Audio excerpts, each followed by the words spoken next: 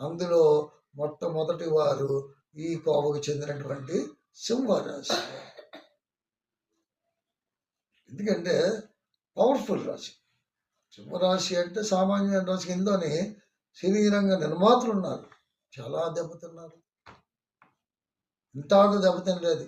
ఎన్నోసార్లు చెప్పాను, అయ్యా జాగ్రత్త పడండి, తొందరపడకండి, మించిపోయిన రుణం తీసుకురాకండి.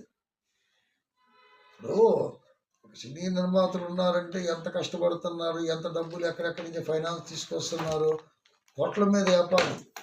₹2 కాదు, చిన్న నిర్మాతలకైనా సరే కనీసం తక్కువలో చూసుకున్న 10-12 కోట్లు ఉంటే కానీ చిన్న సినిమా తయారవుతుంది. దాని గురించి నలుగురి దగ్గర ఏదో రుణం చేయవలసిన పరిస్థితి కూడా ఉంది. ఆ పరిస్థితి మీద వాళ్ళకి లాభసాటిగా ఉంటే ముందుకు వెళ్ళొచ్చు. ఒక నష్టం జరిగితే పరిస్థితి. అందుకే అంటారు ప్రొడక్షన్ అవసరము.